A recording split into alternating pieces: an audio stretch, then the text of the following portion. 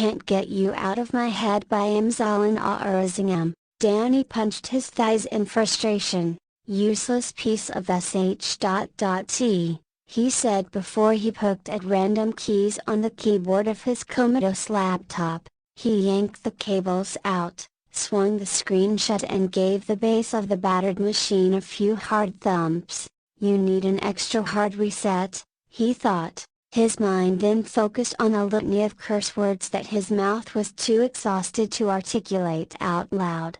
The laptop fizzed to life. This time, the blue screen of death gained lucidity and transformed to his desktop page. He searched his pockets for a crumpled receipt and turned it over. There were instructions scrawled on it. He typed in the details and prayed he would connect. 3 thwarted tries later, he logged into the Zoom meeting room he was 15 minutes late for, but there wasn't anyone there. A broken bar. He leaned in and stared at the dark abyss in front of him. "I'm here," a tinny voice boomed through the laptop's speakers. Danny's heart leapt to his throat. He rubbed his eyes and looked back at his laptop screen. There was the silhouette of a man, whose eyes seemed to bore right into the dredges of Danny's soul. "You're late, my laptop, I'd a broken bar." The man flicked his hand across the screen, as though Danny's excuse was an annoying mosquito. Danny's shoulders slumped even more. The man growled, "Get on with it. How do I address your broken bar, sir?" Danny asked. "Call me B." The mysterious figure spoke from the shadows. "What?" Danny suppressed an awkward laugh. "B for Bama? It stands for Benji, but Bama works as well." The figure sucked on his vape and exhaled a huge white cloud of vapor that filled the screen.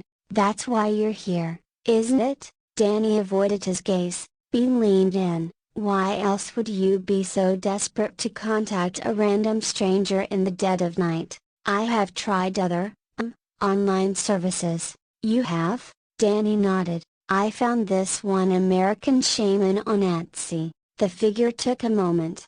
"American? How exotic. How did that work out for you?" "Well, I did everything she said, you know, but I guess I must have done something wrong."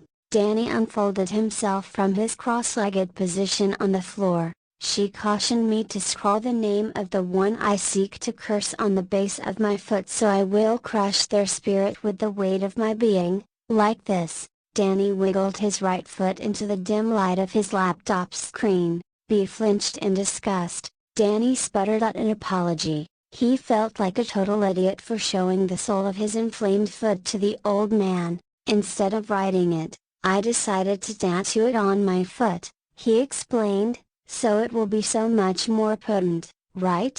Silence. B shook his head. "So, tell me, what can I do for you?" "I rarely get men requesting my services. I tend to deal with furious wives seeking revenge on their husband's latest obsessions." Danny whispered the name of Malaysia's biggest heartthrob. "I need him to suffer for what he did to me," he added. B relaxed back and puffed on his vape. "I don't know what you've heard, but you must have an actual physical connection with the subject for it to work." "I am connected to him." Danny lowered his voice to a whisper. "Physically, I see." B held his vape and pointed it towards the screen. A light flashed from the base of it. He drew small shapes in the air and hummed an incantation under his breath. For a brief moment Danny thought that the tune sounded so damn familiar. "Why do I keep hearing it?" But his mind went numb as the light shapes began to streak across his screen and into his darkened room. "Bro." He breezed through the glass doors of the atelier and wrapped Danny up in a bear hug. He thumbed Danny's back and whispered into his ear, "You're always at a loss for words when I come by." His hot breath caressed the nooks and crannies of Danny's earlobe. Danny stepped away and turned red in embarrassment. Determined to avoid his megawatt smile, Danny looked behind the man towards the entrance of his atelier. He watched the megastar's entourage file in like a conquering Roman battalion. Multiple ring lights illuminated their meal ticket. He counted four black-clad assistants holding up their latest iPhones and GoPros to record him from the most flattering angles. He mouthed to Danny, "Are we alone?" Danny nodded. He turned back to his team and said, "You know it, guys, this is just a boring meeting, right Danny?" Danny didn't reply. "We won't need to film this for Insta," the battalion grumbled. "I promise I will do 2 TikTok videos after this. Why don't you guys head to Starbucks and take a well-deserved break?" "My treat, of course," the battalion cheered for their beloved commander. He continued, "Get me a mocha frappuccino, venti, and no disposable cup." "Okay, Alia." His gatekeeper, Alia, looked up from her tablet and gave her boss a thumbs up and a sparkling smile. She then scowled at the entourage as she corralled them out of the atelier and back into the 2 Velfires parked outside. As soon as the 2 behemoths glided onto the main road, he placed his hand on Danny's lower back and nudged him to the back of the atelier. He knew the way to Danny's creative inner sanctum. He closed the door and looked at Danny. His eyes twinkled in anticipation as he said, "You won't believe how many new followers I have gained after last month's awards show." "Oh yeah, congrats on your win."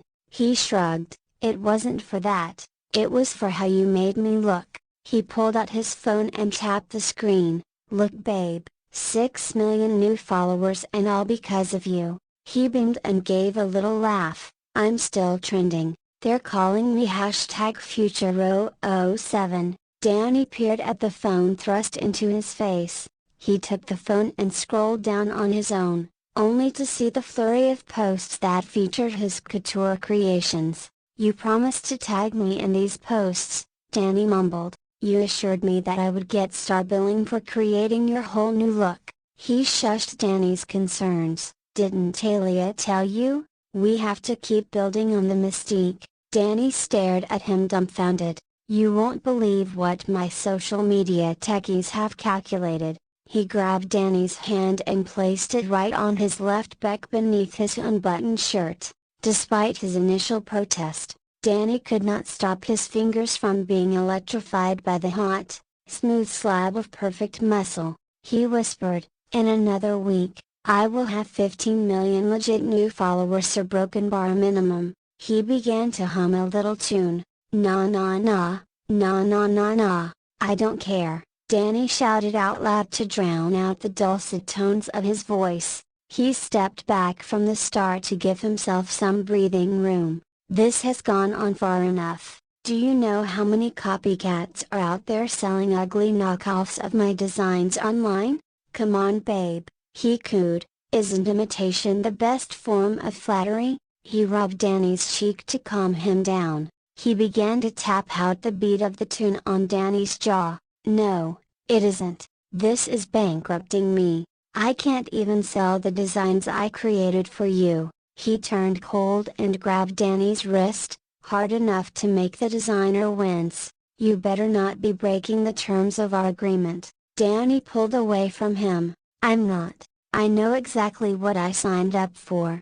His demeanor brightened as he reached across the divide and caressed Danny's hand and placed it on the valley between his mountainous pecs. He pressed Danny's hand into his flesh. Danny's breath soon matched the heartthrob's heartbeat. "Just a few more days," he whispered to Danny as he lifted Danny's chin up to look into his eyes. "I promise I will make it all worth it." There was a sharp knock on the door and the 2 men separated. "Boss." Alia walked in and held open the door for her boss.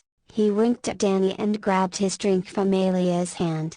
"Hiya, you forgot to buy something for Danny," he said as he sauntered through the atelier. Alia walked over to Danny and passed him a receipt. "What's this?" "This is what you owe for dry cleaning." Her manicured finger tapped on the eye-watering amount at the bottom of the receipt. "When will you be returning them?" "Returning?" Alia cocked her head to one side. "Didn't boss tell you? He loves this round of designs and has decided to keep them all." Danny crumpled the receipt in his fist. "Dang a broken bar." Alia began to hum a tune. "Why do they keep humming that damn tune?" Danny wondered. They expect payment, now. Danny nodded as he carefully unfurled the receipt and pressed out the creases. Here are their bank details. Alia smiled. I'll wait right here while you transfer it. Danny sat down at his computer to process the transaction. Alia then slid another receipt across the desk. Here's what you owe for the Starbucks treat for the team. Alia smiled. I prefer cash, thanks. Danny nodded. He reached for his wallet and slid it across the table to her. Alia took out a wad of cash as she hummed the tune even louder. He began to hum along with her. It's infectious, isn't it? Na na na, na na na na, na na na. Her nails clacked the beat of the tune as she placed the crumpled receipt into his empty wallet. Hash. A cackle jerked Danny awake. His body felt so clammy. Why was his singlet drenched in sweat? She's my kind of woman. I told you about them?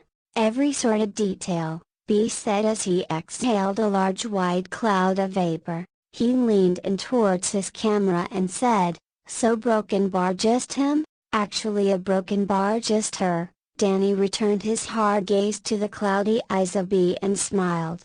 I need her to suffer. B revealed his yellowed teeth in a toothy grin. I expect this to work, Danny added. Trust me it will. B hummed the opening bars of the tune. Danny shook his head but the tune's fangs had bored past his eardrums. The melodic notes bounced off the bones in his skull and reverberated with each intake of his breath. How soon will it work? B seemed unperturbed by Danny's outburst. He hummed the tune louder, snapping his fingers in rhythm. Don't you just love this tune? Please, Danny screamed. B ceased humming but continued to snap out the rhythm of the tune. Each snap felt like a 6-inch screw drilled through his optic nerves. He scrunched up his eyes in agony and shouted, make it stop. B stopped snapping and silently watched Danny convulse on his screen. Danny used his sweat-drenched singlet to wipe away the tears and snot from his face.